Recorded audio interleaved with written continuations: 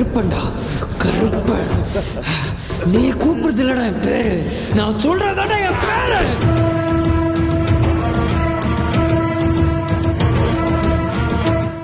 அப்ப அவங்க என்ன நினைக்கிறாங்கன்னா, இங்க இருக்க விவசாயிகளுடைய பிரச்சனையை தீர்க்கணும், பண்ணையாளர்களை ஒழிச்சு கட்டணும், தொழிலாளர்களை யூனியனா மாற்றணும், இந்த முதலாளிகளை கட்டுப்படுத்தணும், இதையெல்லாம் செய்து இந்த மக்களை ஒன்றுபடுத்தி இவர்களுக்கான விடுதலை, தமிழ்நாட்டிற்கான விடுதலையை வாங்கி தரணும்னு ஒரு பெரிய இயக்கத்தை, பெரிய படையை கட்டி போராடி அந்த களத்திலேயே உயிர் விட்டவர் தோழர் தமிழரசு. இது நம்மளுக்கு சொல்லப்பட்டது கிடையாது. இதுதான் தமிழ் தேசியம். இந்த கருத்து தான் தமிழ் தேசியம். அப்ப இந்த தமிழ் தேசிய கருத்தியலை உருவாக்கி அதுக்கு கோட்பாட்டை கொடுத்து அதுக்கு ஒரு அமைப்பை கட்டி, அதான் அவங்க சொல்றாங்க தமிழ்நாடு சோசியலிஸ்ட் கட்சின்னு அந்த படத்திலே காமிக்கிறாங்க. உண்மையில் அது வேற பேரு, ஆனால் அதில் அந்த மாதிரி ஒன்று காமிக்கிறாங்க. ஒரு சோசியலிஸ்ட் கட்சின்னு ஒன்று உருவாக்கி, ஒரு கட்சி மட்டும் வச்சு நடத்த முடியாது, மக்களை பாதுகாக்கணும்னா ஒரு படை வேணும் இல்லையா? அப்ப அதற்கென்று தமிழ் மக்கள் படை அப்படின்னு படையை உருவாக்கணும் மாதிரி தமிழ்நாடு விடுதலை படைன்னு ஒரு படை உருவானது. இன்றைக்கு அவர்கள்லாம் இருக்கிறாங்க. இன்றைக்கும் தமிழ்நாடு விடுதலை படை சேர்ந்த தோழர்கள்லாம் இருக்கிறாங்க. தொடர்ச்சியாக அந்த அமைப்பு தடை செய்யப்பட்டாலும் கூட அதுல இருந்து வெளியில் வந்து பல்வேறு ஜனநாயக அமைப்புகள் இணைஞ்சு வேலை செஞ்சுட்டு இருக்கிறாங்க. அந்த தமிழ்நாடு விடுதலை படை அப்படின்னு ஒரு படை உருவாக்கியவர் தோழர் தமிழரசு. அந்த தமிழ்நாடு விடுதலை படை பல மாற்றங்களை கொண்டு வந்துச்சு. அதுல ஒரு மாற்றம் வந்து நம்ம எல்லாரும் தெரிஞ்சுக்க வேண்டிய மாற்றம். இந்த படத்துல காமிப்பாங்க, ஒரு போலீஸ் ஸ்டேஷனுக்குள்ள போய் அடிச்சு போலீஸ் ஸ்டேஷனை இருக்கக்கூடிய காவலரை வெட்டி அங்க ஒரு பெண் வந்து சீர்குலைக்கப்பட்டு கிடப்பாங்க, தூக்கிட்டு காப்பாற்றி கொண்டு வரதெல்லாம் பார்த்துருப்போம். இதெல்லாம் வந்து அங்கே கடலூர் மாவட்டத்தில் நடந்த சம்பவங்கள். பெண்களை வந்து அதாவது ஒரு கைதி போறாரு, ஒரு கைதியை கொண்டு போறாங்க, அவரை அடிச்சு கொண்டுடுறாங்க, அவரோட மனைவி போறாங்க, மனைவியை ரேப் பண்ணிடுறாங்க. இது பெரிய கொந்தளிப்பாக வருது. அந்த சமயம் தமிழ்நாடு விடுதலை படை அந்த காவல் நிலையத்தை தாக்குது. காவல் நிலையத்தை தாக்கி அந்த காவலர்களை தண்டனைக்குள்ளாக்குறாங்க. இப்படி காவல் நிலையத்தின் தொடர்ச்சியான தாக்குதல் என்பது நடத்தப்பட்டது. குள்ளஞ்சாவடி தாக்குதல், இப்படி பல இடங்கள்ல வந்து தாக்குதல் நடத்தினாங்க தமிழ்நாடு விடுதலை படை. இதுக்கு பின்னாடி தான் இந்திய அளவில் ஒரு சட்டம் இருக்கு. என்ன சட்டம்னால், மாலை 6 மணிக்கு மேல, சாயந்தரம் 6 மணிக்கு மேல எந்த பெண் கைதியும் காவல் நிலையத்தில் வைத்திருக்க கூடாது என்கின்ற சட்டத்தை இந்தியா முழுவதும் கொண்டு வந்து பெண்களுடைய கண்ணியத்தை பாதுகாத்தவர்கள் தமிழ்நாடு விடுதலை படையினுடைய போராட்டம். நீங்க பழைய விஜயகாந்த் படம் பார்த்தீங்கன்னா, ஒரு 80கள் கடைசியில் வந்த படம்லாம் பார்த்தீங்கன்னா போலீஸ்காரரை போட்டு அடிச்சு நொறுக்கிற மாதிரி படங்கள். விஜயகாந்த் பாப்புலர் ஆனதுக்கு காரணமே என்னன்னா, அந்த காலகட்டத்தில் காவல்துறை அடக்குமுறை அதிகமாக இருந்த சமயத்தில் காவல்துறையினருக்கு எதிராக நின்று காவல்துறை அடிச்சு நொறுக்கிற மாதிரி, காவல் நிலையத்தை துவம்சம் பண்ற மாதிரி நடிச்சனால தான் விஜயகாந்த் வந்து பெரிய மாஸ் ஹீரோவா மாறினார். அந்த அளவுக்கு மக்கள்கிட்ட கோவம் வருது. அதிலே பார்த்தீங்கன்னா அன்னைக்கு வந்து அந்த காலத்தில் நீங்க விஜயகாந்த் படத்தை பார்த்தீங்கன்னா போலீஸ் ஸ்டேஷன்ல வச்சு பெண்களோட புடவை இழுக்கிறது, பெண்களை மானபங்கப்படுத்துற காட்சியெல்லாம் இருக்கும். உடனே விஜயகாந்த் உள்ள வருவாரு, போலீஸ்கார அடிச்சு பொண்ணை காப்பாற்றி கொண்டு போவார். ஏன் அந்த காலத்து மக்கள் வந்து அது கொண்டாடினாங்க? ஏன் விஜயகாந்தை வந்து ஒரு அரசியல் தலைவராக மக்கள் ஏத்துக்கிட்டாங்க? காரணம் வந்து இந்த பிரச்சனை இருந்து அந்த பிரச்சனை பத்தி படம் வந்தது. ஆனால் இந்த பிரச்சனை உண்மையில தீர்த்தது யாரு? அதுதான் வந்து தமிழ்நாடு விடுதலை படை தான் அதை வந்து தீர்க்கிறாங்க. அதுக்கு பிறகு அவர்கள் சிறைக்கு போன தோழர்கள் 10 ஆண்டுகள் 15 ஆண்டுகள் சிறைக்கு போனவங்க இருந்தாங்க. தமிழரசன் 87ல் கொல்லப்பட்டாரு. அதுக்கப்புறம் லெனின் கொல்லப்பட்டாரு, மாறன் கொல்லப்பட்டாரு, நாகராஜன் கொல்லப்பட்டாரு. பலர் கொலை செய்யப்படுகிறார் காவல்துறையினரால். அதுல பல பேர் கொலை செய்யப்படுகிறார். அதுல 20-30 பேருக்கு மேல சொல்லப்படாத எண்ணிக்கையில் கொலை செய்யப்பட்டவர்கள். அவர்களுக்கு வரலாறு யாருங்க சொல்றது? யாரோ ஒருத்தர் சொல்லணும்ல. அவங்க என்ன சொந்த காசுக்காக சொந்த தேவைக்காக கொள்ளையடிச்சாங்க? நம்ம ஊர்ல கொள்ளைக்காரங்க படத்தெல்லாம் வந்து நம்ம எடுத்து படமா போட்டு பார்த்துருக்கோம். ஆனா மக்களுக்காக உயிர் கொடுத்தவங்களுடைய வரலாறு யாரு சொல்றதுக்கு தயாரா இல்லாத பொழுது இதையெல்லாம் ஒரு புனைவுகளாக, கதைகளாக, சம்பவங்களாக வைத்து ஒரு கதையை பின்னி அதை இன்னைக்கு நம்ம கிட்ட கொடுத்துருக்கிறாரு. இதை விட ஒரு பெரிய துணிச்சல் ஒரு படைப்பாளிக்கு நம்ம இந்தியாவில் பார்த்துட முடியாது. அதுவும் இந்த காலகட்டத்தில் நான் சொல்றது, அந்த படத்தில் இருக்கக்கூடிய ஒவ்வொரு காட்சிக்கும் பின்னாடி ஒரு உண்மை கதை இருக்கு. ஒரு பெரிய வரலாறும் பெரிய துயரமும் இருக்கு. அந்த துயரத்தை கலைந்து அந்த மக்களை மீட்டெடுத்த அந்த போராளிகளை பற்றியான அந்த திரைப்படம். அந்த வகையில தான் என்ன சொல்றேன்னா, இந்த படத்தை வந்து ஒரு தடவை இல்லைங்க, குறைஞ்சபட்சம் 2 தடவை 3 தடவை பாருங்க. 2 தடவை 3 தடவை அந்த படத்தை வந்து நீங்க பார்த்தே ஆகும். அப்பதான் வந்து அந்த படத்துல பல நுணுக்கமான காட்சிகள் வந்து வைக்கப்படும். ஏன்னா படத்தை காட்சி ஒவ்வொன்றா சொல்லிட்டு போக முடியாது இல்லைங்களா? ஆனால் வந்து அந்த படத்துல வந்து ஒரு தொழிற்சங்கத்துக்குள்ளார சங்கம் உருவாக்குறதுக்கு எவ்வளவு கஷ்டப்பட்டாங்க, விவசாயிகளை சங்கமா மாத்துறதுக்கு என்ன கஷ்டப்பட்டாங்க. 2 பாடம் இருக்கும். 2 பெரிய வரலாறு. இந்தியா தமிழ்நாட்டில் தொழிற்சங்கம் உருவான வரலாறு என்பது ஒரு பெரிய 100 ஆண்டு கால வரலாறு. அதுல அதை வந்து காமிச்சிருப்பாங்க. விவசாய சங்கம் உருவாக்குனது யாருன்னால், அதுல வந்து நீங்க கிஷோர் கேரக்டர் வந்து கரெக்டா அந்த இடத்துல கொண்டு வந்து வச்சிருப்பாங்க. கிஷோர் கேரக்டர் வந்து கேங்கிற அந்த கேரக்டர் வந்து தோழர் ராஜ் சங்கீதன் சொல்லுவார், விரிவா சொல்லுவாரு. தமிழ்நாட்டுக்குள்ளார கம்யூனிஸ்ட் கட்சியை கட்டிய பிஎஸ்ஆர் உடைய வரலாறு சொல்லுவாங்க. நீ கம்யூனிஸ்ட் கட்சி வரலாறு படிக்கணும்னா அதுல தான் நீங்க படிக்க முடியும். அதுல தான் நீங்க ஆரம்பிக்க முடியும். சிங்காரவேலல இருந்து ஆரம்பிச்சு வர முடியும். இந்த படத்துல ரொம்ப பிடிச்ச விஷயம் வந்து என்னன்னா, பொதுவாக நம்ம ஊர்ல வந்து ஒரு தத்துவத்தை பத்தி பேசணும்னு ஒரு தத்துவத்தை எதிராக நிறுத்துவாங்க. ஒரு கட்சிக்காரங்களை பத்தி பேசணும், ஒரு கட்சிக்காரங்களை எதிராக நிறுத்துவாங்க. ஒரு போராட்ட இயக்கத்தை பத்தி பேசணும், ஒரு போராட்ட இயக்கத்தை பேசாம போயிடுவாங்க. ஆனால் இந்த படத்துல கம்யூனிஸ்ட் கட்சியும் சொல்லப்பட்டிருக்கிறது, திராவிட இயக்கமும் சொல்லப்பட்டிருக்கிறது. ரெண்டு பேருமே போராடுறாங்க. நீ இன்னைக்கு வந்து திராவிட கழகத்தை வந்து பெரியாரிய தோழர்களை வந்து ரொம்ப என்ன சொல்றது உதாசீனப்படுத்தி பேசுறாங்க. ஆனா அந்த காலத்துல அங்க நடந்த கொடுமைகளை எல்லாம் எதிர்த்து நின்று போராடியவர்கள் கருப்பு சட்டைக்காரர்கள், அதே போல சிவப்பு சட்டைக்காரர்கள். இவர் கூலி உயர்வுக்கும் இவர்களுடைய கண்ணியத்திற்கும் இவர் தொழிற்சங்கம் மாற்றுவதற்கு சிவப்பு சட்டை போட்ட கம்யூனிஸ்ட் கட்சிகள் போராடியது. அவர்களுடைய சுயமரியாதைக்காக திராவிட இயக்கம் போராடியது, பெரியாரிய தோழர்கள் போராட்டம். இன்னைக்கு நீங்க தஞ்சாவூர் போனீங்கன்னா, கிராமத்துக்குள்ள போனீங்கன்னா, இந்த கம்யூனிஸ்ட் கட்சி மரபும் திராவிட இயக்க மரபும் இன்றைக்கும் அந்த மக்களிடம் இருக்கும். இன்றைக்கும் அந்த மக்கள்கிட்ட வந்து நீங்க ஒவ்வொரு ஊர்லயும் பாத்தீங்கன்னா சிவப்பு கொடியும் இருக்கும், பெரியார் சிலையும் இருக்கும். நம்ம ஊர்ல, நம்ம தமிழ்நாட்டுல நீங்க போய் பாருங்க, பெரியார் பண்ணு எங்க காமியெல்லாம் பல பேர் கேட்கிறாங்க. இப்போ தஞ்சாவூர்ல போய் பார்க்க சொல்லுங்க, ஊருக்கு இருக்கும். ஏன்னா அவ்வளவு கொடுமைகளை வந்து அதை வந்து அனுபவிச்சிருக்கிறாங்க. நீடாமங்கலம்னு ஒரு புக்கு வந்திருக்குது. அதுல வந்து இந்த பண்ணையார்கள் எப்படி நடத்துறாங்க, ஒண்ணும் இல்லை, சமபந்தி போஜனம் வைக்கிறாங்க, எல்லாம் சமமா உட்காந்து சாப்பிடணுங்கிறதுல. அதுல போய் சாப்பிட்டதுக்காக அந்த தொழிலாளர்கள் எவ்வளவு தூரம் அடிச்சு நொறுக்குனாங்க அப்படின்ற சம்பவம் 1960 நடந்தது. இதெல்லாம் நம்ம சமயத்துல, நம்ம காலகட்டத்துல நடந்த வரலாறு. அதே மாதிரி குத்தக பணத்தை கொடுக்கலன்னு சொல்லிட்டு ஒரு சம்பவம் வந்து திருவண்ணாமலை நடந்தது.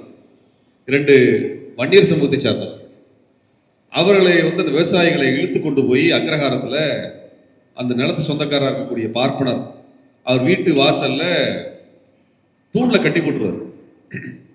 2 நாள் அங்க சாப்பாடு எல்லாம் கிடப்பாங்க. திருச்சி சரவணன் அந்த வரலாறு தொகுத்து புத்தகமா வெளியிட்டு இருக்காரு. 2 நாள் அங்கதான் கிடப்பாங்க. அவங்கள போய் யாரும் போய் மீட்டு எடுக்கிறதுக்கு அக்ரஹாரத்தில் உள்ள யாருக்கும் தைரியம் இருக்காது. அப்ப பெரியாரிய பொறுப்பாளர், பெரியாருடைய அந்த மாவட்ட பொறுப்பாளர், அவர் ஆட்களை இழுத்துட்டு உள்ள போவார். எடுத்துக்கொண்டு போய் கருப்பு சட்டைக்காரர் உள்ள போய் அந்த 2 பேரையும் மீட்டது மட்டும் இல்லாம அந்த விளைபொருட்களை, நெல் எல்லாத்தையும் எடுத்து மக்களுக்கு பிரிச்சு கொடுத்து மொத்தவங்களை அடிச்சு விரட்டுவாங்க. இது வந்து இப்ப 40-50 வருஷத்துக்கு நடந்த வரலாறு, புத்தகமா வெளிவந்திருக்கு. இப்ப இதெல்லாம் எல்லாருமே புத்தகம் படிக்கிறது இல்லை, எல்லாம் வாட்ஸ்அப்ல பாக்குறதா. வாட்ஸ்அப்ல ஏகப்பட்ட பொய் செய்திகள் வந்துட்டே இருக்கு. அதை மட்டும் பாக்குறவங்களுக்கு இந்த வரலாறுலாம் தெரியாது. இதெல்லாம் நீங்க உங்க அப்பாக்கள்கிட்ட கேட்டீங்கன்னா சொல்லுவாங்க, அல்லது உங்க தாத்தாக்கள்கிட்ட கேட்டீங்கன்னா அதெல்லாம் சொல்லுவாங்க.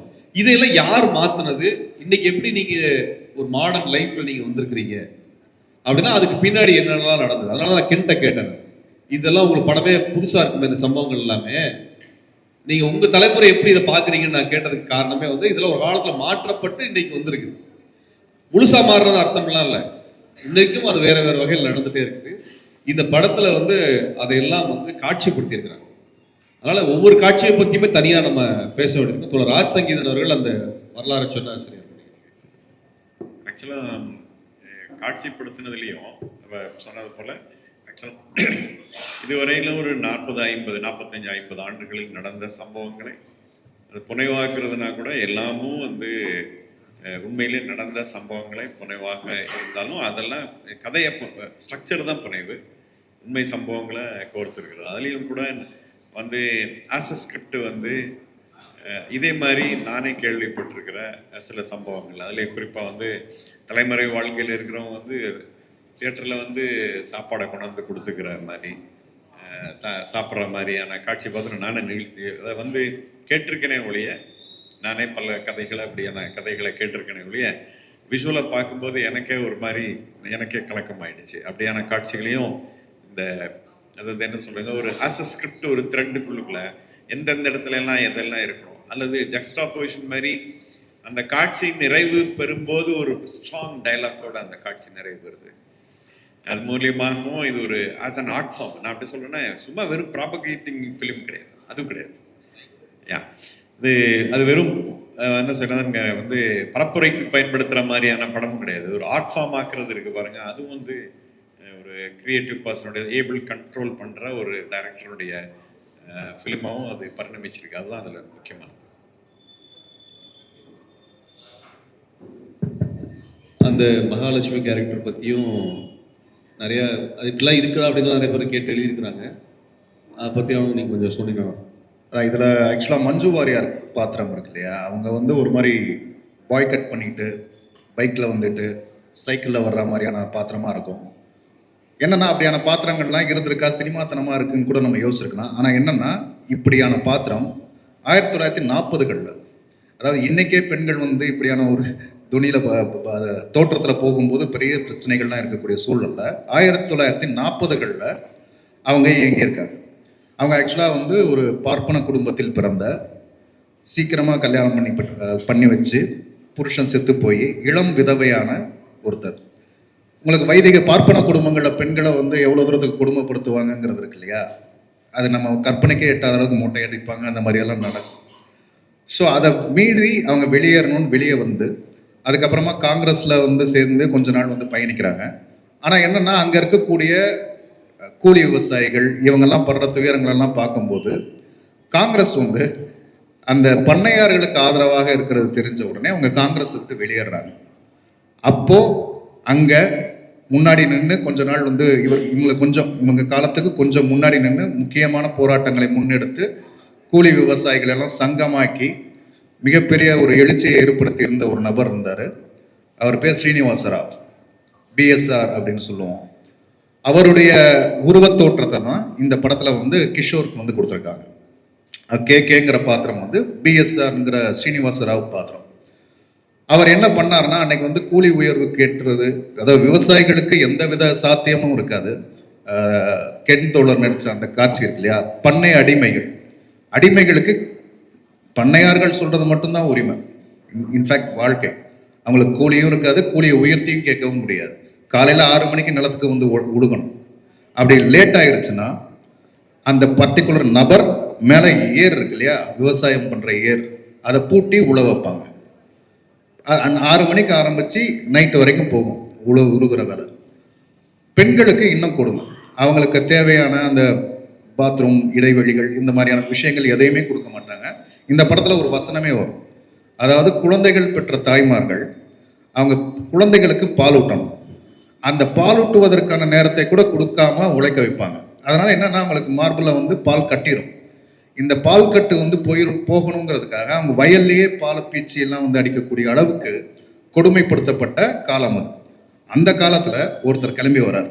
அவர் அந்த ஊரும் கிடையாது, வெளியூர்ல இருந்து வர்றார். செங்கொடி கட்டணும்னு வந்துட்டு அவர் ஆளே வந்து ஒரு மாதிரி சிவப்பாக இருப்பார். அந்த ஊருக்கு சம்மந்தம் இல்லாத ஒரு நபராக இருக்கிறாரு. எல்லாரும் அவரை அணுகிறதுக்கு வந்து தயங்குறாங்க. ஏன்னா அந்த மாதிரியான தோற்றத்தில் இருக்கிறவன் தான் இங்கே ஒடுக்கிட்டு இருக்கான். ஏன்னா பண்ணையார்களாக வசதிகளாக இருக்கு. இவர் வந்து அந்த விஷயத்தை உடைச்சு உள்ள வீட்டுக்குள்ளே போகிறது, உங்கள் சாப்பாடு கொடுங்கன்னு சாப்பிட்றது, தண்ணி கொடுங்கன்னு சொல்லி பேச ஆரம்பித்து மெல்ல மெல்ல வந்து அவங்களுடைய அணுக்கத்தை பெற்று பரிச்சயத்தை பெற்று அவங்களுக்காக போராட ஆரம்பிக்கிறாரு. எந்த இடத்துக்கு வரைக்கும் போய் மக்களை வந்து திரட்டி அவர் வந்து போராடுறாரு அப்படின்னா ஒரு இடம் வரும். நான் இந்த விஷயத்தை எதுக்கு சொல்றேன்னா, நம்ம சினிமாக்களில் பார்க்கக்கூடிய சாகசத்தன்மை இருக்கு இல்லையா, அதை விட நீங்கள் களத்தில் போராடி பாருங்க, போராளிகள் வாழ்க்கையை பாருங்க, வேற லெவலில் இருக்கும் உங்கள் லைஃப். நீங்கள் நம்ம படம் பார்க்குற ஹீரோயிசம்லாம் இல்லை, வேற லெவலில் இருக்கும். ஒரு இடத்துக்குள்ள அமைச்சர் வர்றார். பண்ணையாரை வந்து ஒரு தலித்தை வந்து அடித்து அது ஒரு பிரச்சனையாகி இவங்கெல்லாம் சீனிவாசராவ் வந்து பெரிய கூட்டத்தை கூப்பிட்டு போராடிட்டு இருக்கிறார்.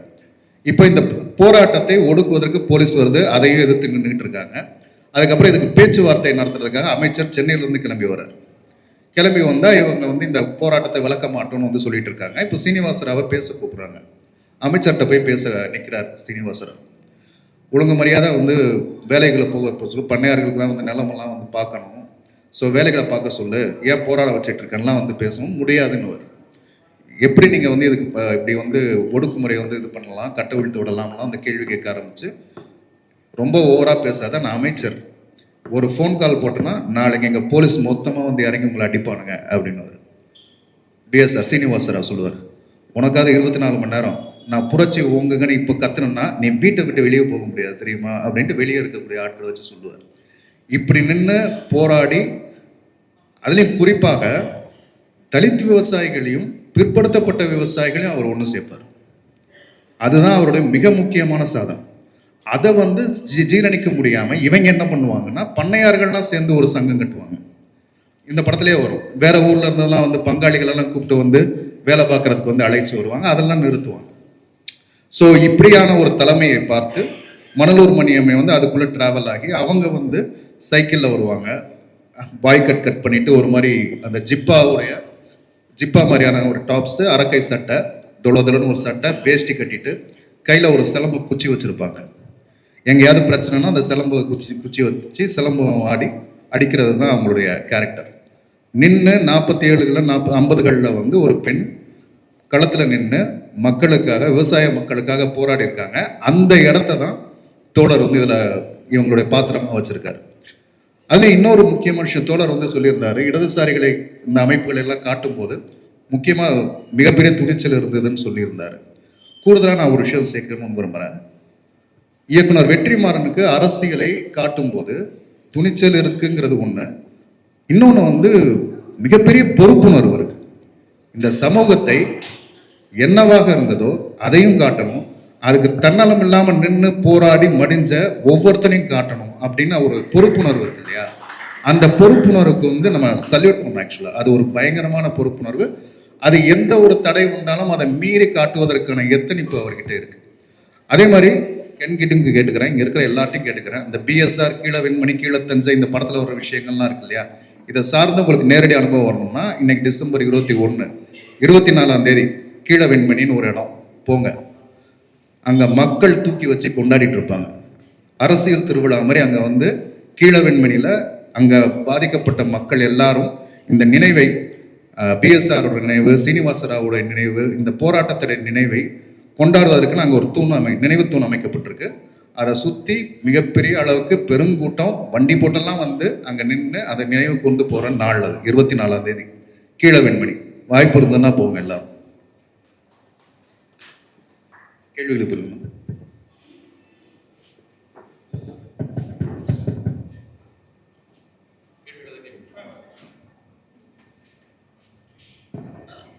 தோழர்களே,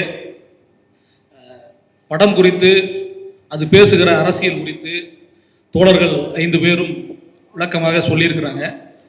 இன்னும் உங்களுக்கான கேள்விகள் நிறைய இருக்கும் என்று எனக்கு தெரிகிறது. தோழர்கள் ஒவ்வொருவராக நீங்கள் கேள்வி கேட்டீங்கன்னா தோழர்கள் பதில் சொல்கிறது வசதியாக இருக்கும். முதல்ல ஒரு நன்றியோடு நானே இதை தொடங்கி வச்சிடலாம்னு நினைக்கிறேன். பொதுவாக தமிழர்களுக்கு வந்து தன்னுடைய வரலாற்றை வந்து இப்போ சமீப காலமாக என்ன சொல்கிறாங்கன்னா, தமிழர்களுக்கு தனக்காக யார் உழைத்தார்களோ அவர்களை நினைத்து பார்க்கக்கூடிய தன்மை இல்லை அப்படின்னு ஒரு பொய்யை மீண்டும் மீண்டும் வேண்டுமென்றே பொதுவாக இந்த மாதிரி ஒரு முற்போக்கு சினிமா எடுக்கக்கூடியவர்கள் அப்படின்னா அவர்களை வந்து இங்கே வந்து ஒரு பார்வை என்னன்னா, அவர்களோட திரைப்படம் சார்ந்து பேசாமல் அவர்கள் பேசக்கூடிய அரசியல் மிக முக்கியமான அரசியல், அது இந்த சமூகத்துக்கு தேவையான அரசியல். ஆனால் அவர்களுக்குள் ஒரு சினிமா அப்படிங்கிற அந்த கலை அவர்கள்ட்ட இல்லாததை போலவே பெரிய ஒரு நிராகரிப்பு தொடர்ச்சியாக நடந்துகிட்டு இருக்கதை நான் பார்க்குறேன். தோழர் ரஞ்சித்தாக இருந்தாலும் சரி, தோழர் மாரி செல்வராஜாக இருந்தாலும் சரி, இவர்களுடைய சினிமா குறித்து அவர்கள் பேசக்கூடிய அரசியலை விமர்சிக்கிறார்கள், அதெல்லாம் வேற. ஆனால் அவர்களுடைய சினிமா குறித்து இங்கு பேசுவதற்கு பெரிய பெரிய ஜாம்பவான்களே தயாராக இல்லையோ அப்படிங்கிற எனக்கு ஒரு கேள்வி இருக்கு. நீங்க என்ன நினைக்கிறீங்க?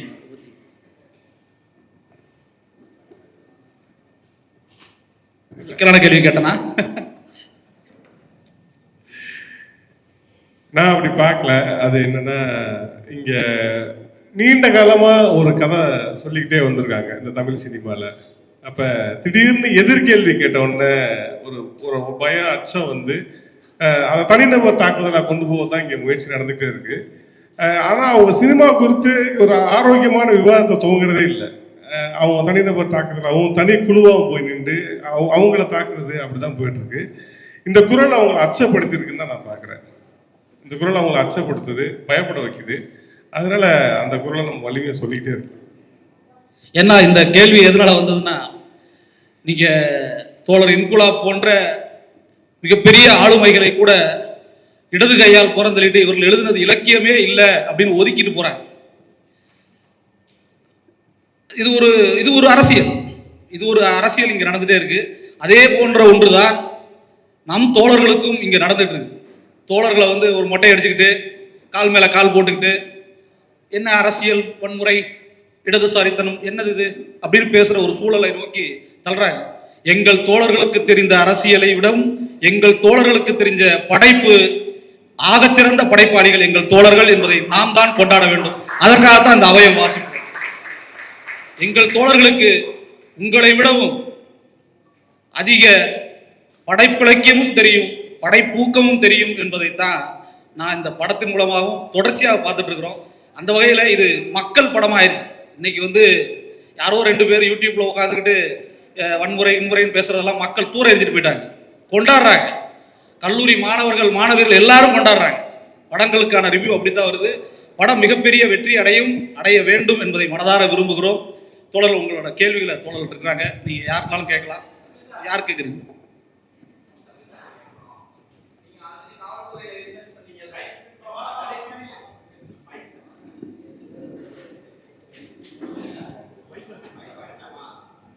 சார், உங்களுக்கு காவல்துறையை பற்றி நல்லாவே தெரியும். உங்களை வச்சுக்கிட்டே காவல்துறை உள்ள என்னென்னலாம் நடந்ததுன்னு காந்தி சார் சொல்லிட்டு இருந்தார். பட் இருந்தாலும் எல்லாருக்கும் தெரிஞ்சது கடைசியாக நம்மளுக்கு தூத்துக்குடி துப்பாக்கி சூடு.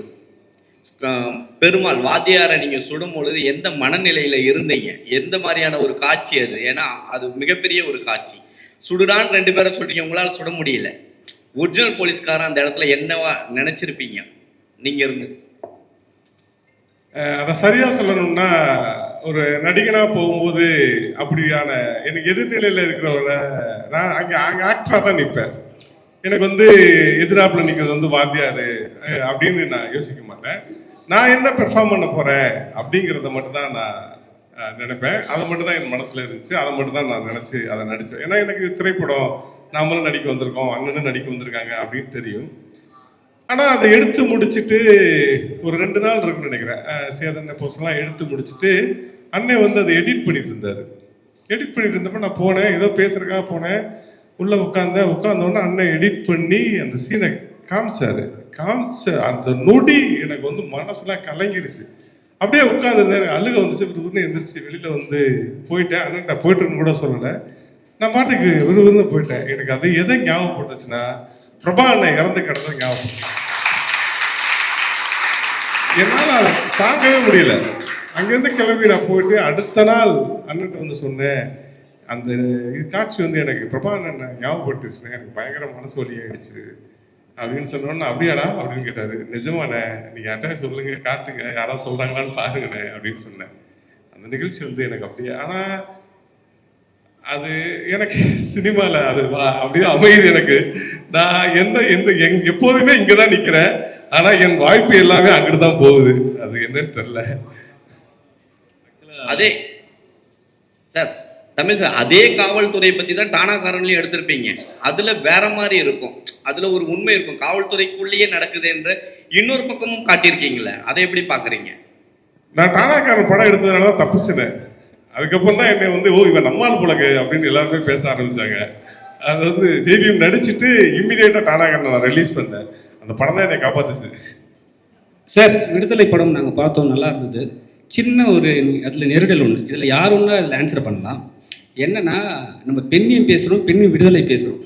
ஆனால் வந்து அவங்க கல்யாணம் ஆகிறதுக்கு முன்னாடி, ஹீரோயின் கல்யாணம் ஆகிறதுக்கு முன்னாடி போராட்டத்தை காலத்துலலாம் கலந்துக்கிறாங்க, பேச்சுவார்த்தை போகுது. ஆனால் கல்யாணம் ஆன பிறகு அவங்கள எந்தவித போராட்டலையும் காட்டவும் இல்லை. ஒரு சின்ன விஷயம் கூட அவங்க காட்டல. இன்னும் ஒரு விஷயம் காட்டுறாங்க, அவங்க அப்பாவும் அண்ணனையும் கொலை பண்ண சொல்கிறாங்க. அப்போ கூட அவங்க வந்து தொட்டில் ஆட்டின்னு இருக்காங்க. ஸோ கல்யாணம் ஆன பிறகு பெண்களோட சுதந்திரம் பறிக்கப்படுதா? அது என்னன்னா தோழர், அந்த பஞ்சாலைங்கிறது ஒரு தனி கதை. அது சார்ந்த ஒரு திரைப்படமே பண்ணலாம். அவ்வளோ பெரிய கதையை தான் அண்ணன் எடுத்தாரு. அதை நம்ம இந்த கால சூழல் இருக்குல்ல, இந்த முதல் பகுதி அண்ணன் காமிக்கும் போது எல்லாரோட கண்ணு வந்து அந்த ஃபர்ஸ்ட் ஸ்டாப்ல மட்டுமே இருந்துச்சு. இதை குறைக்கணும் அப்பதான் சரியா வரும் அப்படின்னு சொன்னப்ப அப்பவும் அந்த பொண்ணு வந்து ஒரு புத்தகம் எழுதியிருப்பாங்க, அதை வந்து வெளியிடுவாங்க, எனக்கு இணையர் இல்லாமல் இதை செஞ்சிருக்க முடியாது அப்படின்னு சொல்லுவாங்க. அடுத்த ஒரு கூட்டத்தில் போய் பெண்கள் விடுதலை, பெண்கள் களத்துக்கு வராமல் இங்கே நம்ம எதையும் சாதிக்க முடியாது அப்படின்னு பேசுவாங்க. உங்களுக்கு திரைப்படம் தானே, நம்மளாம் திரைத்துறை தானே இருக்கும், ஒரு பெரிய படைப்பு எடுத்து இப்போ என்ன சொன்னால நான் சொன்னது நான் நடிச்சது வருமா வராதானே எனக்கு தெரியல அப்படின்னு சொல்லி அது திரைக்களத்தில் சுருக்கும் போது சில விஷயங்கள் நம்ம முழுமையாக சொல்ல முடியாமல் போயிடும். சரி சார், திரைத்துறையில் வந்து நீங்கள் சொல்கிற விஷயம் இருக்குது. கட்டில் நிறைய பேர் போகும், எடிட்டில் நிறைய போகும். ஆனால் இந்த விஷயம் நீங்கள் கண்டிப்பாக ஏதாவது ஒரு சீனாவது வச்சுருக்கணும். அவங்க வந்து ஏதாவது பாடம் எடுக்கிற மாதிரியாவது, சில ஏதாவது போராட்ட காலத்தில் வந்து பேசுகிற மாதிரி எடுத்துக்கணும். அவங்க கல்யாணம் ஆன பிறகு டோட்டலாகவே அவங்கள அவாய்ட் பண்ணுற மாதிரி ஒரு விஷயம் வருது. பெண்ணியம் அந்த இடத்துல வந்து குறைக்கப்படுதா? அந்த படத்துல ரொம்ப ரொம்ப முக்கியமான காட்சியை வந்து மகாலட்சுமி கொடுத்துருப்பாங்க. தேசிய இனங்களின் சுயநிர்ணய உரிமை குறித்தான ஒரு புத்தகம் முடியும். அந்த படத்துடைய கோட்பாடே வந்து தேசிய இனங்களின் சுயநிர்ணய உரிமை தான். தத்துவமா பார்த்தீங்கன்னா அந்த படத்துடைய தத்துவமே தேசிய இனங்களின் சுயநிர்ணய உரிமை தான். அந்த புத்தகத்தை மொழிபெயர்க்க வெளியிடக்கூடியவராக மகாலட்சுமி காமிச்சிருப்பாங்க. இதுல பார்த்தீங்கன்னா விஜய் சேதுபதி களத்தில் இறங்கி வேலை செய்யக்கூடியவராக இருப்பார். அறிவு சார்ந்த தளத்தில் இயங்கக்கூடியவராக மகாலட்சுமி காமிச்சிருப்பாங்க. பெண்கள்கிட்ட போய் இறங்கி களத்தில் வேலை செய்யக்கூடியவங்க மகாலட்சுமி 2 படத்தில் காமிச்சிருப்பாங்க. அதனால ரெண்டையுமே பிரிச்சு வந்து இடத்துல காமிச்ச மாதிரி தெரியும்.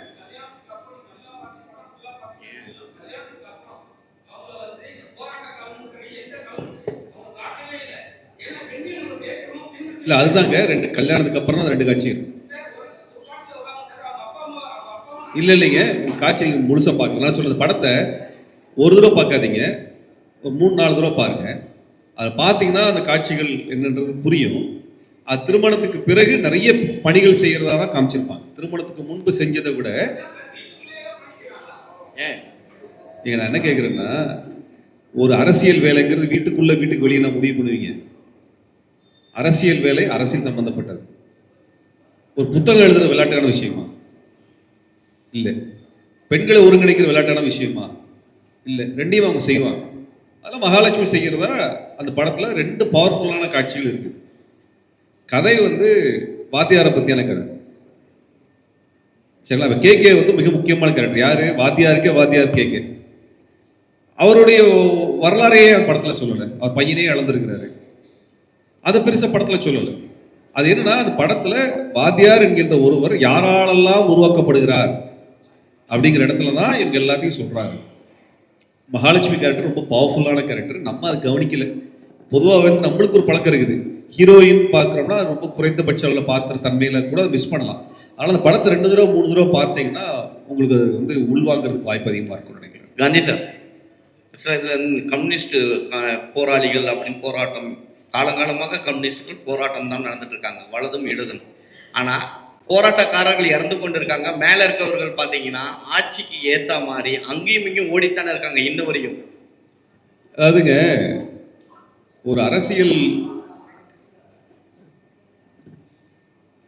அரசியல் கோட்பாடு எப்படி இயங்குதுங்கிறத பொறுத்து தான் இதை பேச முடியும். அதில் கட்சி இருக்கலாம், கட்சி இல்லாமல் இருக்கலாம். கட்சி வந்து அந்த அரசியல் கொள்கையை எடுத்துக்கொண்ட கட்சிகள், நடைமுறைப்படுத்திய கட்சிகள், பல விஷயங்கள் இருக்கும். அதனால நம்ம ஒரு கட்சியில் இருக்கக்கூடிய ஒரு சில தலைவர்கள் செய்யக்கூடிய ஒரு விஷயத்தை வச்செல்லாம் ஒரு கொள்கையை முடிவு பண்ண முடியாது. இந்த படத்தை பொறுத்த வரைக்கும் இந்த கோட்பாட்டை ஏற்றுக்கொண்ட புரட்சியாளர்கள் என்ன செஞ்சாங்க, எப்படி இயங்கினாங்க அப்படிங்கிறதா அந்த படத்தினுடைய வரலாறு. படம் சொல்லக்கூடிய வரலாறு, அந்த புரட்சியாளரை பத்தி பேசிய வரலாறு. அப்படிதான் நம்ம வந்து அதில் வந்து பார்க்க முடியும். வயலன்ஸ் ஃபிலிமில் வயலண்ட்டாக இருக்குன்னு சொன்னாங்கன்னு யாரோ சொன்னாங்க. அப்படிலாம் இல்லை. அது என்னன்னா, இது அந்த கான்ட்ராஸ்ட் இருந்தால் தான் இந்த கதை.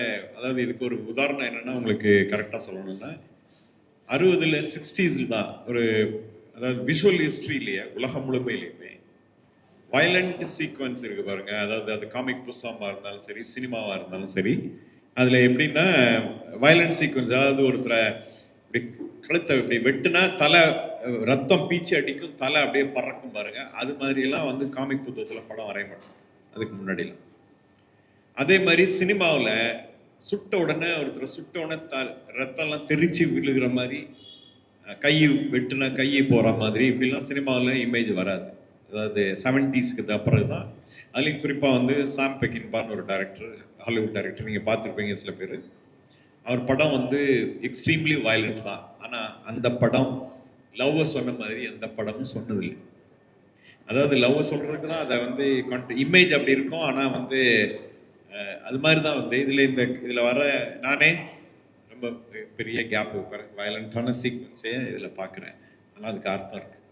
அதை வந்து பொது இடத்துல நீங்கள் உட்காந்து பார்க்கும்போது அதுக்கு அடுத்து இம்மீடியட்டாக குடும்பம், பிரிஞ்ச குடும்பம் வந்து சாப்பாடை வாங்கிக்குது அதுக்கு அடுத்த இடத்துல. இப்படியான காட்சிகள் வரும்போது தான் இது எல்லாமும் இந்த என்ன சொல்கிறாங்க, அது ஒரு பேலே தான். அது கிட்டத்தட்ட பேலே மாதிரி தான். அது அந்த மாதிரி தான் இதை ப்ரெசென்ட் பண்ணுது. அதே மாதிரி தோழர், அந்த இடதுசாரி தலைவர்கள் சார்ந்த ஒரு கேள்வி கேட்டிருந்தீங்க. அதுக்கு இந்த படமே விடையும் கொடுத்துருக்கும். நம்ம கிட்ட ஒரு சிறந்த தத்துவம் இருக்கு, அந்த தத்துவத்தை பின்பற்றி போவோம் அப்படிங்கிறது தான். தத்துவம் வந்து தலைவர்களை சார்ந்தது கிடையாது, தலைவர்களை யாரும் பின்பற்ற போறதும் கிடையாது. தலைவர்களை பின்பற்றினா அது வந்து படத்துல வர்ற மாதிரி விசிலடிச்சாங்குஞ்சுகளாகவும் அந்த தலைவரை தூக்கி சுமக்கிற, அந்த தலைவர் சொல்லுகிற கொள்கை திட்டத்தை வந்து தூக்கி சுமக்கிற விஷயமா மட்டும்தான் இருக்கும். தத்துவங்கிறது என்ன? இடதுசாரிய தத்துவத்தை பின்பற்றுவதற்கு எவருக்கும் உரிமை இருக்கிறது. அதை என்னவாக செயல்படுத்தணுங்கிற சிந்தனையை வந்து ஒவ்வொருத்தருக்குமே அதை வந்து எடுத்துக்கலாம் அப்படிங்கிறதா இந்த படம் வந்து முன்வைக்கிற விஷயம். இதுக்குள்ளேயே நிறைய டிராவல்ல கொள்கை முரண்கள் ஏற்பட்டு அதுக்கப்புறம் அந்த திருத்தங்கள் செய்யப்பட்டு மாறியெல்லாம் வந்து அந்த இடதுசாரிய பயணம் வந்து நடக்குது. அதனால இது அமைப்புகளில், தலைவர்களில், கட்சிகளில் தலைவர்கள்லாம் இருக்கிறாங்க, சிக்கலாக இருக்கிறாங்கன்னா அது எல்லா இடங்கள்லையும் இருக்காங்க. ஆனால் நம்ம இடதுசாரியாக இருக்கோமாங்கிறதான் கேள்வி. இடதுசாரியாக இருக்கிறதுக்கு தலைவர் தேவையில்லை, தத்துவம் இருந்தால் போதும்.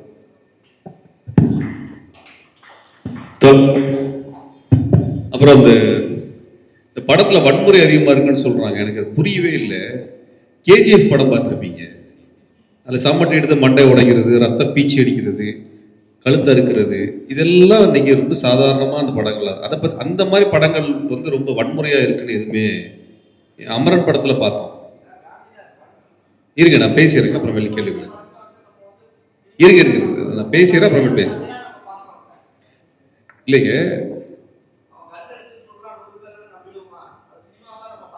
இது சினிமா தான். ஆமா, உண்மை வந்து இன்னும் வயலண்டா இருக்கும்.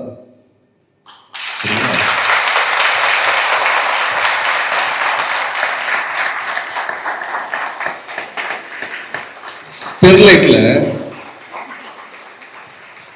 ஸ்னோலின்ற 15 வயசு பொண்ணு வாயில சுட்டது வந்து எப்படிப்பட்ட காட்சி அது? ஒரு போலீஸ் நம்ம கண்ணு முன்னாடி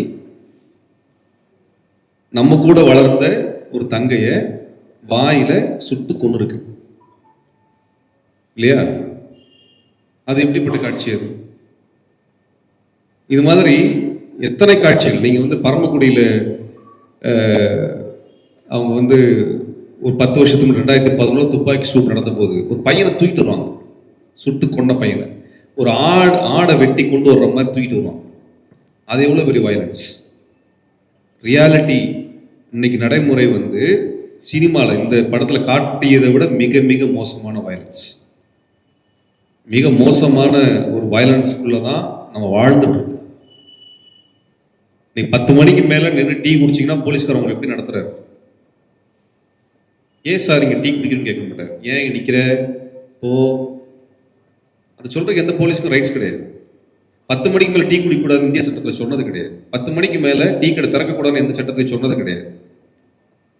அப்போ இந்த வயலன்ஸுக்குள்ளதான் நம்ம இன்னைக்கு நின்றுட்டு இருக்கோம். இன்னைக்கு ஒரு ஹெல்மெட் போடலை அப்படின்னா அந்த போலீஸ்காரர் முன்னாடி நம்மளால கையை கட்டி பவியமா நிற்கிற பசங்களை பார்க்குறோமா இல்லையா?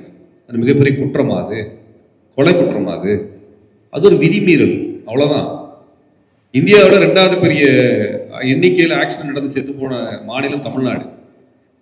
முக்குக்கு போலீஸ் நிக்குது, ஹெல்மெட் பிடிக்குது. அப்புறம் எப்படி இத்தனை டெத் நடந்திருக்கு, இத்தனை சாவு எப்படி நடந்திருக்கு யாரை கேட்டோமா? எத்தனை ஃபைன் கட்டியிருப்போம் அந்த 4 வருஷத்துல? ஏதாவது சாவு கம்மியாச்சா? யாராவது கேட்டிருப்போமா? நம்ம வெள்ளைக்காரன் காலத்தை விட மோசமான ஒரு அடக்குமுறை, வயலண்டான ஒரு அரசாங்கத்துக்கு கீழே வாழ்ந்துட்டு இருக்கோம். வயலண்டான அரசாங்கம் இன்னைக்கு நடந்துட்டு இருக்கு. இந்த அதிகாரிகளோ ஐஏஎஸ் ஆபீசர்ஸோ நம்மளை நடத்தக்கூடியது வந்து வெள்ளைக்காரன் நம்மளை நடத்துறதை விட மிக மோசமா நடத்திட்டு இருக்கிறாங்க. வெள்ளைக்காரன் காலத்தை விட 10 மணிக்கு மேலே டீ குடி போகணும்னு யாரும் சொன்னது கிடையாது. 12 மணிக்கு ஹோட்டல் கடை தரக்கூடாதுன்னு யாரும் சொன்னது கிடையாது. ஆனா இன்னைக்கு இருக்குது. அப்ப இப்படிப்பட்ட ஒரு வயலன்ஸ் இருக்கு இல்லைங்களா, அந்த வயலன்ஸ் என்ன ரியாலிட்டியில இருக்குதோ அது அந்த படத்துல இல்லை. அந்த அளவுல வந்து வெற்றி வந்து என்ன பண்ணியிருக்காருன்னா கருத்துக்கு முக்கியத்துவம் கொடுத்து எடுத்திருக்கிறாரு. இதுவே வந்து நீ கமர்ஷியலா பண்ணணும்னா எப்படி சுட்டாங்க, எங்க குண்டு உள்ள போச்சு, ரத்தம் எப்படி வெளியே பீச்சு அடிச்சுது அப்படின்னு சொல்லி கேமரா வரைக்கும் ரத்தத்தை காமிச்சிருக்க முடியும். அப்படிலாம் அவர் காமிக்கவே இல்லை, அந்த இது காமிக்கல. ஆனால் அரசாங்கம் எவ்வளவு பெரிய வன்முறையாக இருக்குதுன்னு காமிச்சிருக்காரு படத்துல. ரத்தமே காமிக்காம வயலன்ஸ் காமிச்சிருக்காரு. யோசிச்சு பாருங்க, அந்த படத்துல அந்த அதிகாரி மேல உட்கார்ந்து சொல்றாரு, இந்த போலீஸ் ஆபீசர் வேண்டாம், அந்த மக்கள் எந்த ஜாதியா இருக்கிறாங்களோ அந்த ஜாதியில ஒரு ஆளை முடிச்சு போடுன்றாரு. இன்னைக்கு நடக்குதா இல்லையா? ஊர்ல எல்லா ஊர்லயும் தான் நடக்குது. அந்த சமூகத்தில் இருக்கக்கூடிய போராட்டம் நடக்குதா, அந்த ஜாதிக்கார ஆபீசரை போடு, அந்த ஜாதிக்கார போலீஸ்காரரை அனுப்பு, அந்த ஜாதி அதிகமாக இருக்க ரெஜிமெண்ட் அனுப்புங்கிறது நடந்துட்டு தான் இருக்குது. படத்துல ஒரு காட்சியில் அழகா வந்து அதை வந்து சொல்லியிருக்கு. இன்னைக்கு நடக்கக்கூடிய வயலன்ஸ் அந்த இந்த படத்துல இருக்கக்கூடிய மூஞ்சில் அடிக்கக்கூடிய உண்மை வந்து நம்ம நேரடியாக எதிர்கொண்டுட்டு இருக்கிறது. ஆனால் தோழர் ஓவியர் மருது அவர்கள் சொன்னது மாதிரி இது எதுவுமே பொது தளத்துல விவாதிக்கப்படாத விஷயங்கள், பொது தளத்துல துணிஞ்சு சொல்லப்படாத ஒரு விஷயங்கள். அதுல அந்த அவர் வந்து இந்த சீஃப் செக்ரட்டரி காமிக்கிறார். இது வரைக்கும் சீஃப் செக்ரட்டரி படத்துல வந்ததே கிடையாது, எந்த படத்துலையுமே. எந்த திரைப்படம், தமிழ்நாட்டினுடைய திரைப்படம், இந்திய திரைப்பட உலகத்தில் வரலாற்றிலேயே அந்த மாதிரி ஒரு சீஃப் செக்ரட்டரி கேரக்டர் காமிச்சிருக்கவே மாட்டாங்க. அதுல அவர் வீட்டோட காமிச்சு அதுல வந்து புலக்கரையோர வச்சிருக்கிறாரு. அது ஒரு அதாவது இந்திய அரசாங்கத்தினுடைய வீடு அப்படின்னு ஒரு பாலடைஞ்ச வீட்டை தான் காமிச்சிருக்காரு. உள்ளுக்குள்ள வேற மாதிரி இருக்குது. ஆனால் வந்து ஒரு வீட்டுக்குள்ளார ஒரு சேர்ல உட்காந்து ஒரு போனை வச்சுட்டு ஒருத்தனை சுடணுமா வேண்டாமா, ஒருத்தனை கொல்லணுமா வேண்டாமா, ஒருத்தனை பதவி உயர்வு கொடுக்கணுமா வேண்டாமா, ஒருத்தனை தண்டனிக்கணுமா வேண்டாமா, ஒரு முதலமைச்சருக்கு எதை சொல்லணும், ஒரு பத்திரிகையில எது செய்தியா வரணும், ஒரு பத்திரிகைக்காரனை அரெஸ்ட் பண்ணணுமா வேண்டாமா, எல்லாத்தையும் ஒரு மனுஷன் முடிவு பண்றான். அவர் முதலமைச்சர் கிடையாது, அவர் அமைச்சர் கிடையாது, எந்த கட்சிக்காரனும் கிடையாது.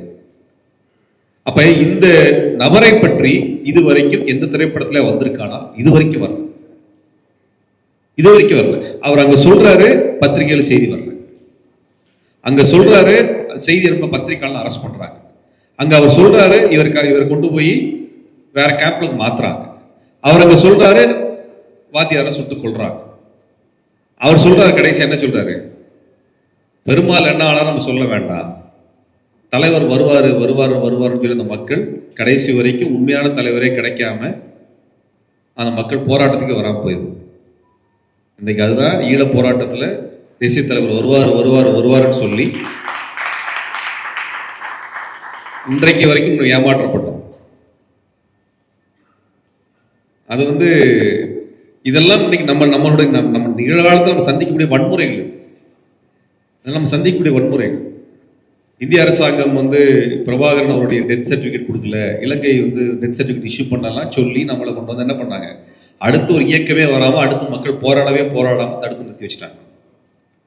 அதுக்கப்புறம் அவங்க வருவாங்க, இவங்க வருவாங்கன்னு பல கதைகள் நம்ம இன்னைக்கு எதிர்கொண்டுட்டு இருக்கிறோம். அது வேற விஷயம். ஆனால் இதை இந்த படத்துல காமிக்கிறாரு, சொல்றாரு. அதுல வெள்ளைக்கொடியோடு வந்து கைதானவர்களை என்ன பண்றது, முள்ளிவாய்க்கால் வெள்ளைக்கொடியோடு வந்தவங்களை முட்டி போட வச்சு சுட்டு கொண்டதை நம்ம பார்த்தோம், வீடியோவை பார்த்தோம்.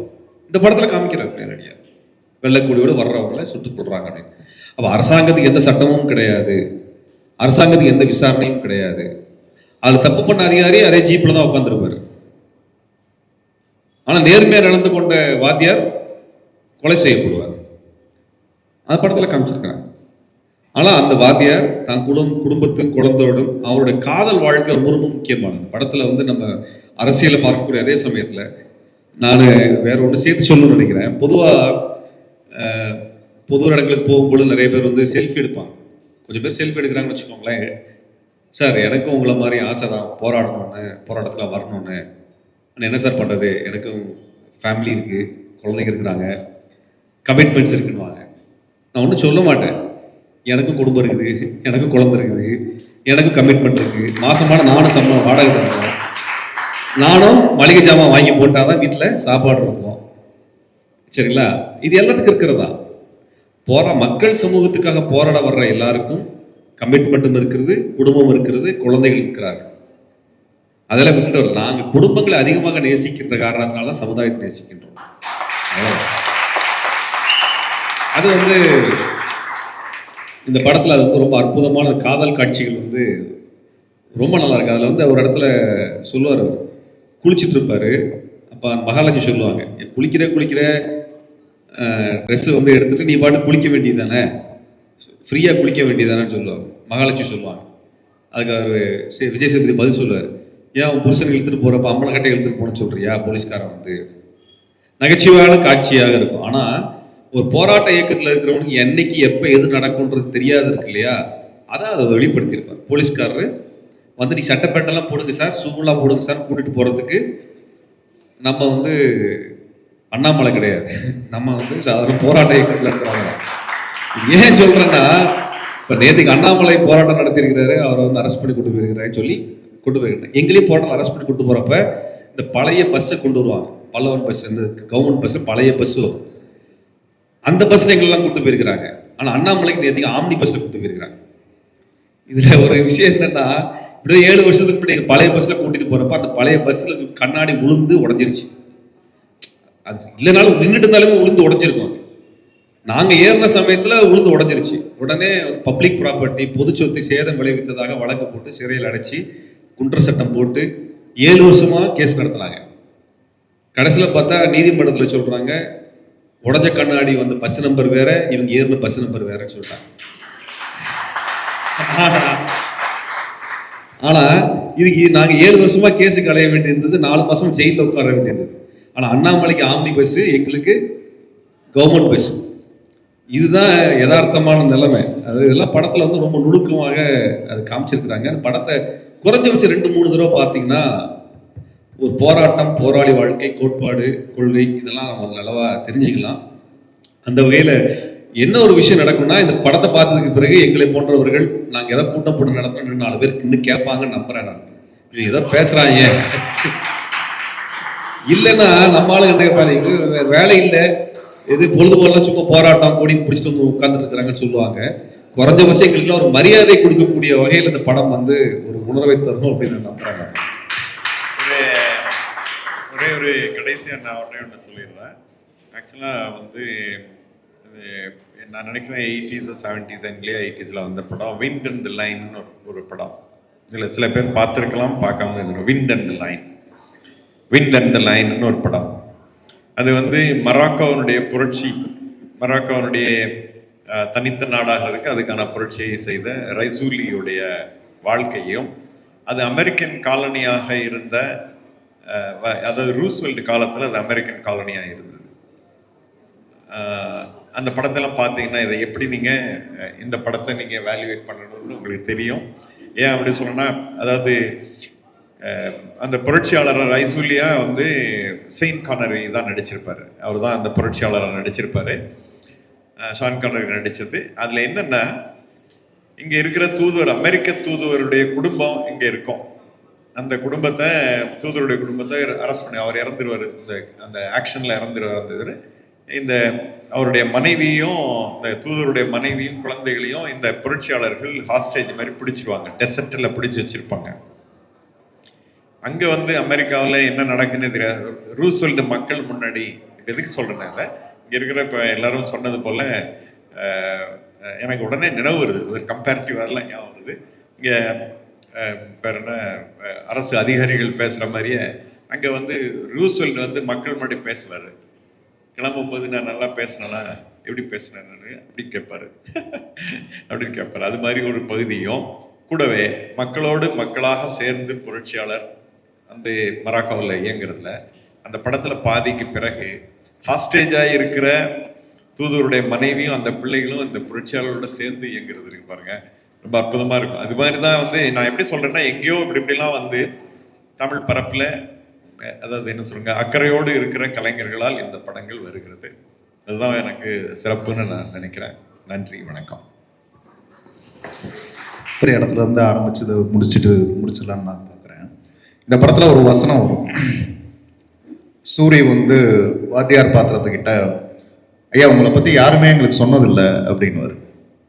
அதுக்கு வந்து இவர் வந்து சொல்லுவார், எங்களை பற்றி யாரும் எதுவும் சொல்லக்கூடாதுங்கிறத பார்த்துக்கிறது தான் அதிகாரத்தோட வேலையாக இருக்குது அப்படின்னுவார். அப்போது நமக்கு இங்கே சொல்லப்படுகிற தலைவர்கள், சொல்லப்படாத தலைவர்கள், சொல்லப்படுகிற போராட்டம், சொல்லப்படாத போராட்டம், இப்படி வந்து இருக்குது. இதில் சொல்லப்படாத தலைவர்கள் பற்றியும் சொல்லப்படாத போராட்டங்களை பற்றியும் நம்ம தேடி போய் கண்டறிச்சாதான் உண்மை தெரியும். இப்போ உதாரணத்துக்கு நம்ம மொபைல் எல்லாருக்கும் வாட்ஸ்அப் இருக்கு இல்லையா, மெட்டா ஏஐலாம் பயன்படுத்தியிருப்போம். நீங்கள் வந்து இன்னொரு 100 வருஷத்துக்கு அப்புறமா தமிழ் பெண் எப்படி இருப்பாங்கன்னு கேட்டால் கூட ஃபோட்டோ அனுப்பும். அது அனுப்பாத ஒரே ஒரு ஃபோட்டோ என்ன தெரியுமா? எல்டிடி தலைவர் பிரபாகரன் போட்டு பாருங்க, கிடைக்காது. மெட்டா ஏஐ வரைக்கும் ஒரு நபரை மறைக்கிறாங்க அப்படின்னா அவர் தான் உண்மையான தலைவராக இருப்பார் இல்லையா? இதில் வர்ற வாத்தியார் வந்து சாரு மஜும்தாராகவும் இருக்கலாம், பிஎஸ்ஆராகவும் இருக்கலாம், தமிழீழ தேசிய தலைவர் பிரபாகரனாகவும் இருக்கலாம். நன்றி.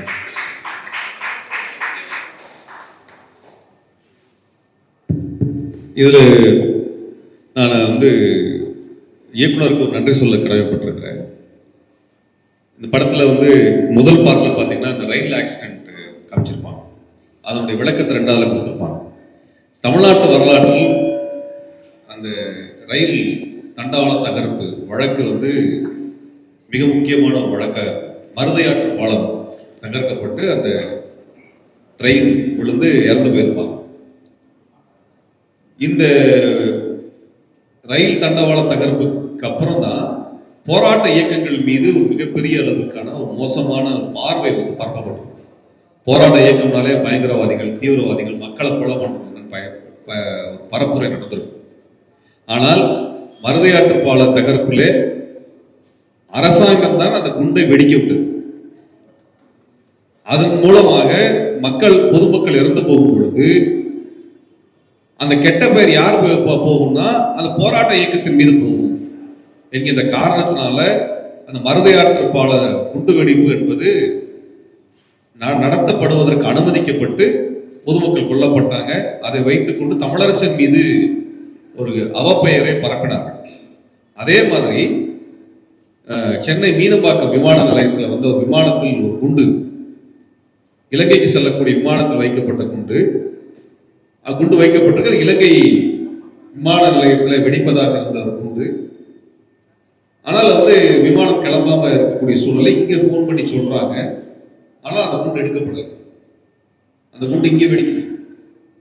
இங்கே பொதுமக்கள் சாகும்போது அந்த போராட்டத்தின் மீது ஒரு களங்கம் வந்து பிறப்பிக்கப்படுது. அப்ப இந்த அரசாங்கம் திட்டமிட்டு இந்த வேலையை செய்யும். அதுதான் மருதையாற்று பாலத்தில் நடந்தது. மருதையாற்று பாலத்தில் தமிழரசன் மீது நடத்தப்பட்டது. அதே போலதான் இந்த போராட்டத்தின் மீது நடத்தப்பட்டது. அப்ப போராடுகின்றவர்கள் மீது ஒரு அவப்பெயரை கொண்டு வருவதற்கான வேலைகள் தொடர்ச்சியா நடந்துட்டே இருக்கும். அப்படி தமிழரசன் மீது ரொம்ப நாள் தமிழரசனை பற்றி பேசாமல் இருந்ததற்கான ஒரு காரணமாக மருதையாற்று பாலம் தகர்ப்பு வந்து காரணமாக இருந்தது. ஆனால் அதன் உண்மை காரணம் என்பது அவர்கள் போராட்ட இயக்கங்களில் இருந்த தவறும் கிடையாது. அரசாங்கம் அதிகாரிகள் வேண்டுமென்றே அதை அனுமதித்து அந்த அவப்பெயர் அந்த போராட்ட இயக்கங்களுக்கு மீது வந்துச்சு. இந்த சம்பவங்கள், இந்த மாதிரியான விஷயங்களை பொதுவாக சொல்றதுக்கு வந்து வாய்ப்பு இருக்கு. நீங்க ஒன்றும் இல்லை, 2009 இனப்படுகொலை போர் நடந்ததுக்கு பின்னாடி, ஈழப்படுகொலை நடந்ததுக்கு பின்னாடி தமிழ்நாடு முழுக்க போராட்டம் நடந்திருந்த சமயத்துல விழுப்புரத்துல ஒரு தண்டவாளம் தகர்க்கப்பட்டது. வைகை எக்ஸ்பிரஸோ ஏதோ ஒரு ட்ரெயின் வந்து அந்த தண்டவாள தகர்ப்பு பக்கத்தில் நின்று அந்த ரயில் தண்டவாள தகர்ப்புல இருந்து அந்த ரயிலை காப்பாற்றி விட்டோம் அப்படின்னு சொல்லி ஒரு பெரிய கேஸ், பெரிய பரபரப்பா பேசப்பட்டுச்சு. ஆனால் அடிப்படையில் என்னன்னா அதற்காக ஒரு தமிழ் தேசிய தோழரை வந்து கைது பண்ணாங்க. ஆனால் எந்த இடத்துலையுமே அவர் தான் அந்த குண்டு வச்சாரா அப்படிங்கிறத நிரூபிக்கப்படவே இல்லை. அப்ப இது எதுக்குன்னா, திரும்பவும் இங்க தமிழ்நாட்டில் போராடக்கூடியவர்களை தவறானவர்களாக, வன்முறையாளர்களாக சித்தரிப்பதற்கான வேலை நடந்துகிட்டே இருக்கும். இதுதான் வந்து நம்மளுடைய ஜல்லிக்கட்டு போராட்டத்தின் போது நடந்துச்சு. குடிசை கொளுத்துறது யாரு, ஆட்டோ எரிச்சது யாரு, எல்லாம் வீடியோ வெளியே வந்துச்சு இல்லையா? இதெல்லாம் போலீஸ்காரர்களை செஞ்சாங்க. இது வரைக்கும் எந்த போலீஸ்காரர்களாவது தண்டிக்கப்பட்டிருக்காங்களா? இல்லை. ஸ்டெர்லைட்ல நடந்தது எல்லாத்துக்குமே தெரியும். இதுவரைக்கும் எந்த அதிகாரிகளாவது தண்டிக்கப்பட்டார்களா? அதிகாரிகள் தவறு செய்தார்கள் என்று ஒரு நீதிமன்ற நீதிபதி அறிக்கை கொடுத்துட்டாங்க. இதுவரைக்கும் தண்டிக்கப்படலை. அப்ப இந்த சம்பவங்கள்லாம் என்ன சொல்லுது? போராடக்கூடிய மக்களை தவறானவர்கள் என்று சித்தரிப்பதற்காக தொடர்ச்சியாக காலங்காலமாக சொல்லப்பட்டு கொண்டே வருகிறது. அந்த வகையில் தமிழ்நாட்டினுடைய வரலாற்றில் மருதையாற்று பாலம் தகர்ப்பு என்பது ஒரு மிகப்பெரிய ஒரு பிரச்சாரமாக பயன்படுத்தப்பட்டு போராட்ட அமைப்புகள் நசுக்கப்பட்டுச்சு. அதே போல ராஜீவ்காந்தி கொலை, அதை காரணமாக வைத்துங்கின்ற அனைத்து அமைப்புகளும் நசுக்கப்பட்டது. இன்னைக்கு பல பேர் திராவிடத்தை பத்தி திட்டுறாங்க. ஆனா பெரியாரிய இயக்கங்கள் முழுமையாக நசுக்கப்பட்டதுக்கான ஒரு முக்கியமான காலகட்டம் ராஜீவ்காந்தி கொலை வழக்கு தான். இப்ப இது எல்லாமே ஒரு நடக்கக்கூடிய சம்பவங்கள் இருக்கு இல்லைங்களா? இது நாங்க அன்றாட பார்த்துட்டே இருக்கிறோம். அது யாராவது ஒருத்தர் சொல்ல மாட்டாங்களா அப்படிங்கிற ஒரு எதிர்பார்ப்பும் ஏக்கமும் இருந்தது. இன்றைக்கு வந்து வெற்றிமாறன் அவர்கள் இந்த சம்பவங்களுடைய பின்னணியில எப்படி யார் இயங்குறாங்க அப்படிங்கிறத அம்பலப்படுத்திருக்காங்க. பொதுவாக நம்ம சொல்ல விஷயம் என்னன்னா, அரசியல்வாதிகளை மட்டுமே குற்றவாளிகளை காட்டுறதுனால எந்த பயனும் கிடையாது. இந்த கட்சி தப்புஞ்சில அந்த கட்சி கொண்டு வந்துடலாம், அந்த கட்சி தப்பு இந்த கட்சி கொண்டு வந்துடலாம். கட்சி அஞ்சு வருஷத்துக்கு தடவை ஆட்சியை மாற்ற முடியலாம். அதிகாரிகளை நீங்கள் மாற்றவே முடியாது. அதிகாரிகளை தண்டிக்கவே முடியாது. அதிகாரிகளை கேள்வி கேட்கவே முடியாது. அதிகாரிகளின் முடிவை நீங்கள் மாற்றவே முடியாது. அதிகாரிகள் தனி உலகம். அவர்கள் எடுக்கிறது தான் முடிவு. அதன் கீழ் தான் மக்கள் நாம் தண்டிக்கப்படுறோம். அவர் எடுக்கக்கூடிய முடிவை அரசியல்வாதிகள் கேட்டே ஆக வேண்டும். அப்ப இந்த நாட்டை நடத்துறது அரசியல்வாதிகள் அல்ல, IAS IPS அதிகாரிகள் அப்படிங்கிறது இந்த படத்தில் நீங்க நல்லா புரிந்து கொள்ள முடியக்கூடிய வகையில் அந்த படம் சொல்லப்பட்டிருக்கிறது. அதுதான் நம்ம எல்லாருமே புரிஞ்சுக்க வேண்டிய விஷயம். ஒரு அரசியல்வாதி ஒரு MLA பண்ணாரு, அமைச்சர் பண்ணாரு, கட்சிக்காரன் பண்ணாரு, நம்ம எல்லாம் பேசுவோம். அது மேலோட்டமான ஒரு தவறான நடவடிக்கைகள் இருக்கும். ஆனால் கொள்கை சார்ந்த தவறுகள் வந்து அவங்க பண்றதா அது இந்த படத்துல கொடுத்துருக்குறாங்க. முதல் முறையாக இந்த படத்துல இது வெளிப்படையாக வந்திருக்குது. உங்ககிட்ட என்ன வேண்டுகோள் வைக்கிறோம்னா, உங்க நண்பர்கள், உறவினர்கள் எல்லாத்திலையும் சொல்லி இந்த படத்தை குறைந்தபட்சம் 2 முறை நீங்கள் பார்க்க சொல்லுங்க.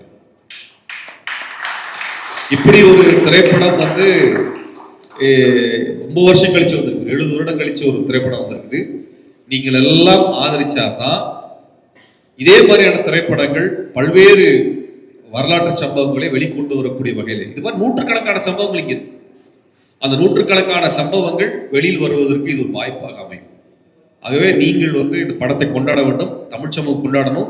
இந்தியாவில் இப்படி ஒரு படத்தை பண்ணுவதற்கு யாருக்கும் துணிச்சல் இல்லை. அதை வெற்றிமாறன் செய்திருக்கிறார். ஒரு தமிழ் திரையுலகம் இதை துணிச்சலாக, இன்னைக்கு மோடியின் ஆட்சியிலே துணிச்சலாக அதை செய்திருக்கிறார்கள். தமிழ் சமூகம் இதை கொண்டாட தவறியது என்றால் தமிழ் சமூகத்தின் மீதான ஒரு குற்றச்சாட்டு வரலாறு நெடுக இருக்கும். அந்த தப்பை பண்ணிடாதீங்க. அமரன் மாதிரியான படமெல்லாம் வருது, புஷ்பா மாதிரி படமெல்லாம் ஓடுது. அந்த மாதிரி சமயங்கள்ல இந்த படம் அதையெல்லாம் 2 மடங்கு ஓடணும். ஓடி வெற்றி பெற வச்சாதான் இது போன்ற படங்களை பல இயக்குநர்கள் செய்வாங்க. வெற்றிமாறன் இன்னும் அதிகமாக இந்த மக்களை சார்ந்து பேசுவதற்குரிய துணிச்சலை கொடுக்க முடியும். ஆகவே தமிழ் சமூகம் மிக பெரும் கடமை பெற்றிருக்கிறது. தோழர் வெற்றிமாறன் அவர்களும் அவரது குழுவை சார்ந்த அனைவருக்கும் எங்களது வாழ்த்துக்களை, புரட்சிகர வாழ்த்துக்களை சமயத்திலே தெரிவித்துள்ளோம். தோழர் யாருக்காவது கேள்வி இருக்குங்களா? தோழர், எனக்கு 2 விஷயம் இருக்கு. ஒன்று வந்து அவர் கென் ஃபர்ஸ்ட்ல சண்டை போடும்போது ஒரு வசனம் பேசுவார், ரொம்ப நல்லா பண்ணியிருந்தாரு. என்னோட பேர் நாளா இல்லை கருப்பா, என் பேரை நான் தான் சொல்லணும், நீ முடிவு பண்ணக்கூடாதுன்னு சொல்லுவார். அது வந்து எந்த இடத்துல நான் பார்த்தேன்னா, உங்களை வந்து வேற ஒரு பேர் சொல்லி அடையாளப்படுத்துறதா ஒரு இருந்தது. அதுக்கப்புறம் வந்து கடைசி இவர் வந்து நல்ல போலீஸாக இருந்துட்டு அந்த டிரான்ஸ்ஃபர்மேஷன் காட்டுவார். அது வந்து இந்த சிதம்பரம் கேரக்டர் வந்து படித்து நீ மேலே வந்து அதே தப்பை வந்து மற்றவங்களுக்கு செய்யாதன்னு சொல்ற அந்த இடத்துல முடிச்சதை இங்கே கிளைமேக்ஸில் வந்து இவர்கிட்ட வந்து நல்ல போலீஸாக இருந்துட்டு சடனாக வந்து அவர் அந்த அதிகாரத்துக்கு வந்த உடனே அந்த அதிகார துஷ்பிரயோகம் பண்ணுவாங்க இல்லைங்களா, அந்த இடத்துல முடிச்சிருப்பாரு. அதை பற்றி தான் அவங்களோட கருத்து. விடுதலையில் பேசிட்டோம்னு நினைக்கிறேன். சரி தொடர் நிறைய விஷயம் தொடர்